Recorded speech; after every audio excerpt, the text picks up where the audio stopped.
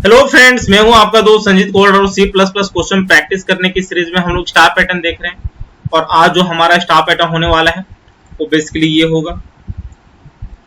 यदि आपने लास्ट के 4 वीडियोस देखा होगा और साथ ही में जो डायमंड पैटर्न वाले क्वेश्चन है वो यदि आपने किया होगा तो ये क्वेश्चन आपके लिए कुछ भी नहीं है। यहाँ पे जो हमारा पहला काम है टेबल फॉर्मेट में प्रिंट करवाने का, तो वो हमने यहाँ पे प्रेजेंट कर लिया है। नंबरिंग कर लिया है 1 to 9 जो बेसिकली कॉलम के लिए है। यहाँ पे भी 1 to 9 नंबरिंग कर लिया है जो बेसिकली रो के लिए है। यहाँ पे i जो दो वेरिएबल होगा, i का वैल्यू 9 क्योंकि रो के लिए है और j का वैल्यू 9 क्योंकि ये कॉलम के लिए है। उसके बाद हमारा एक और काम होता है एक अलग से टेबल बनाने का, तो वो भी हमने यहाँ पे बना लिया है। और हमारे यहाँ पे जो स्टार पैटर्न आ रहे हैं उसके अनुसार से जो भी हमारा नंबरिंग था वो हमने यहाँ पे कर लिया है। फॉर एग्जाम्पल यहाँ पे आप देख सकते हो कि 1 to 9 वाले वैल्यू में हमारा जो HTML प्रिंट हो रहा है वो 5th वाले कॉलम में प्रिंट हो रहा है, तो यहाँ पे हमने 5 ले लिया। सेम यहाँ पे आप देख सकते हो जब i का वैल्यू 5 था तो जो HTML प्रिंट हो रहा था वो 1 to 9 वाले कॉलम में प्रिंट हो रहा था, तो यहाँ पे ले लिया 1 to 9। साथ ही में ये वाले जो डायगोनल एलिमेंट है उसके लिए यहाँ पे नंबरिंग कर लिया है।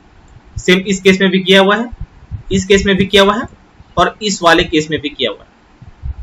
अब यहाँ पे हमें कंडीशन फाइंड आउट करने हैं, तो हम क्या करेंगे, जो हमने डायमंड पैटर्न वाले क्वेश्चन में किया हुआ था कि जो फर्स्ट हाफ वाले पैटर्न है इसे हम लोग प्रिंट करवा लेंगे और इसी में हम लोग कुछ ऐसा चेंज करेंगे कि ये वाला पार्ट जो है वो भी कवर हो जाए।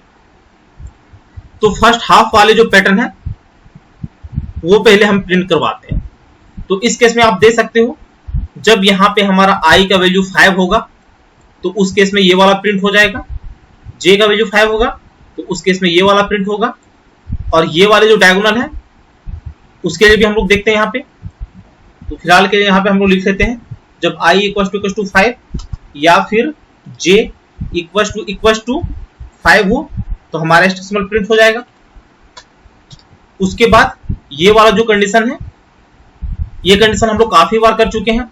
यहाँ पे आप देख सकते हो जब i1 तो यहाँ पे j5, i2 तो यहाँ पे j4, i3 तो यहाँ पे j3। तो इस केस में जो हमारा कंडीशन बनता था वो बेसिकली होता था j = 6 - i। उसके बाद ये वाले जो कंडीशन है इस केस में जो हमारा कंडीशन बनता था वो बेसिकली होता था j = 4 + i। आप चेक करके देख सकते हो जब यहाँ पे i1 था तो 4 + i मतलब 4 + 1 5, तो यहाँ पे 5 प्रिंट हो जाएगा। साथ ही में जब i का वैल्यू 2 होगा तो 4 + 2 6, तो यहाँ पे 6 प्रिंट हो जाएगा। तो ये हमारा 4 कंडीशन बन जाता है फर्स्ट हाफ पैटर्न वाले के केस में। तो इसका प्रोग्राम कर लेते हैं और ये जो नीचे वाला पार्ट है ये उसी में हम लोग कवर कर लेंगे। तो यहाँ पे एक फाइल क्रिएट कर लेते हैं। तो फाइल पे गया, न्यू गया, एम्प्टी फाइल गया, Ctrl+S किया और हमारा जो फाइल में रहेगा वो पैटर्न 36 रहेगा।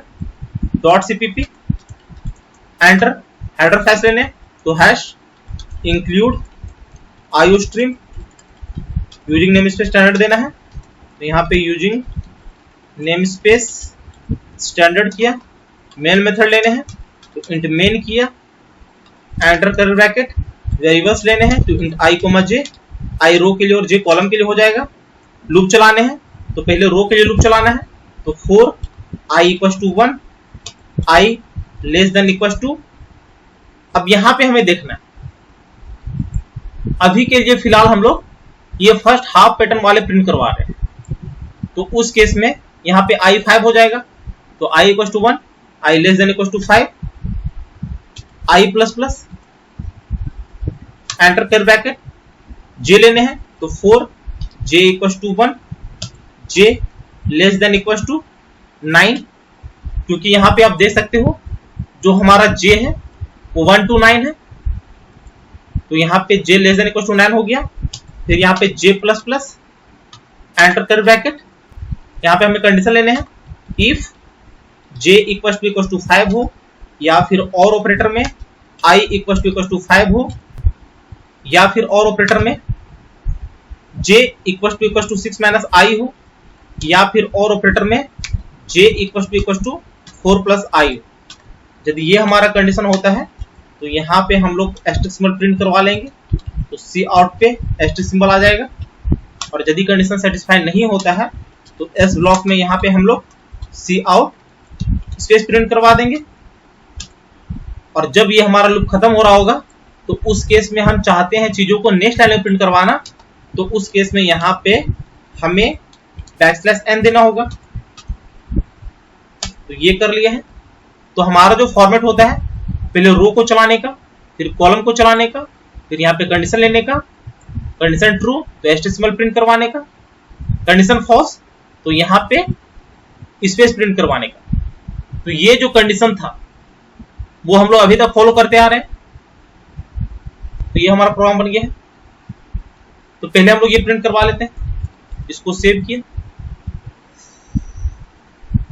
कंपाइलर रन किया।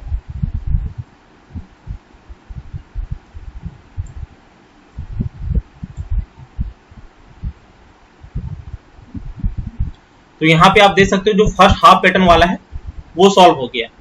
अब सेकंड हाफ पैटर्न वाला हमें सॉल्व करना है। तो यदि आप यहाँ पे ध्यान से देखोगे तो ये जो पैटर्न बन रहा है नेक्स्ट हाफ, ये फर्स्ट हाफ का रिवर्स हो रहा है। तो इस केस में हम लोग क्या करते थे, एक यहाँ पे वेरिएबल ले लेते थे के, इसका इनिशियल वैल्यू 0 रखते थे, और यहाँ पे हम लोग एक कंडीशन लेते थे कि यदि i का वैल्यू <= 5 हो। यदि डायमंड पैटर्न वाला क्वेश्चन आपने किया होगा तो आपको याद होगा कि हम लोग ऐसे ही करते थे। तो यहाँ पे i <= 5 यदि होता था तो उस केस में हम लोग क्या करते थे, k को इंक्रीमेंट करवा लेते थे टर्नरी ऑपरेटर में। तो यहाँ पे k++ लिखते थे, नहीं तो यहाँ पे हम लोग k-, लिखते थे। वो क्यों करते थे वो मैं अभी बता रहा हूं। क्योंकि यहाँ पे आप देख सकते हो जब यहाँ पे i का वैल्यू 1 to 5 था तो इस केस में ये फर्स्ट हाफ वाला जो पैटर्न है वो प्रिंट हो जा रहा था। अब जो फर्स्ट हाफ वाला जो पैटर्न है सेकेंड हाफ के केस में वो रिवर्स हो रहा है। तो रिवर्स में लाने के लिए हम लोग क्या कर रहे हैं, यहां पे कंडीशन ले रहे हैं कि जब i का वैल्यू <= 5 हो तो हमारा k इंक्रीमेंट हो। तो k के इंक्रीमेंट होने से क्या फायदा है, उससे ये फायदा होगा कि ये वाला जो हमने कंडीशन ले रखा है, तो फर्स्ट दो कंडीशन जो है इसमें तो हम लोग कुछ नहीं करेंगे, लेकिन ये वाला जो कंडीशन है इसमें यहाँ पे हम लोग i के जगह पे k ले लेंगे, जो हम लोग डायमंड पैटर्न के केस में किए थे, और यहाँ पे भी हम लोग k ले लेंगे। तो इससे क्या हो जाएगा, आपका जो फर्स्ट हाफ वाला जो केस है उस केस में क्या होगा देख सकते हो आप। जब यहाँ पे i का वैल्यू 1 होगा तो कंडीशन ट्रू, i <= 5, यहाँ पे भी कंडीशन ट्रू तो k इंक्रीमेंट हो जाएगा।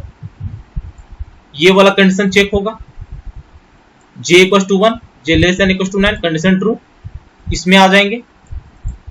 j = 5, i = 5, ये कंडीशन है।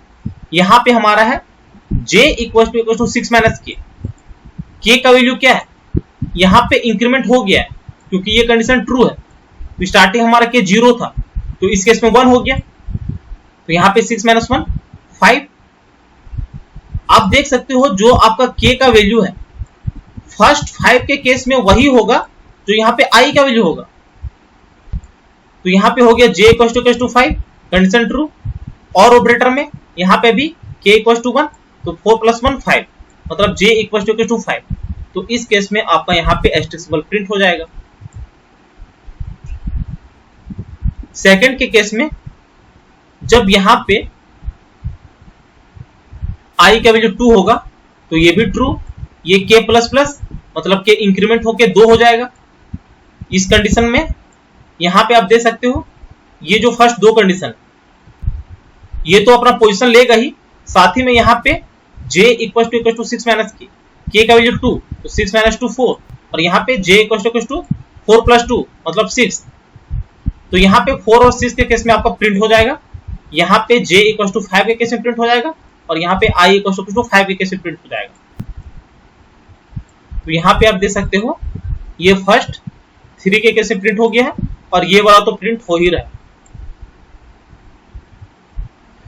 तो ये कब तक चलेगा? तो जब यहाँ पे i less than equal to 5 condition true होता रहेगा तो हमारा HTML प्रिंट होता रहेगा। लेकिन रिवर्स के केस में क्या होगा, जब यहाँ पे i का वैल्यू 6 हो जाएगा तो उस केस में ये वाला वैल्यू यहाँ पे 9 हो जाएगा। क्यों? क्योंकि यहाँ पे हम लोग अभी फर्स्ट हाफ के केस में प्रिंट करवाए हैं। जब 9 के केस में प्रिंट करवाएंगे तो ये वाला जो वैल्यू है वो 9 हो जाएगा। तो यहाँ पे हम लोग 9 ले लिए। तो इस केस में क्या होगा, जब i का वैल्यू 6 होगा तो 6 less than equal to 5 condition false. तो इस केस में ये वाला लूप नहीं चलेगा, इस केस में ये वाला चलेगा। तो k माइनस माइनस क्या होगा 4, क्योंकि जब i का वैल्यू यहाँ पे 5 हुआ होगा तो k भी 5 हुआ होगा। तो जब कंडीशन फॉल्स होगा तो यहाँ पे k माइनस माइनस मतलब 4 हो जाएगा। तो उस केस में आप देख सकते हो जो ये वाला लाइन था 4 वाला सेम प्रिंट हो जाएगा आपका 6 वाले के केस में। उसी तरह जब k का वैल्यू 3 होगा तो ये वाला जो प्रिंट हो रहा है ये यहां पे आ जाएगा, क्योंकि 3 के केस में यहां पे सेम आपका इसी फॉर्मेट में प्रिंट हो रहा था। सेम आपका 2 के केस में हुआ और सेम आपका 1 के केस में हुआ। तो इस तरह आपका ये पैटर्न बन जाता है। तो यहां पे जो आपका कंडीशन है इसको आपको ध्यान में रखना है। तो इसको सेव किया, कंपाइल एंड रन किया।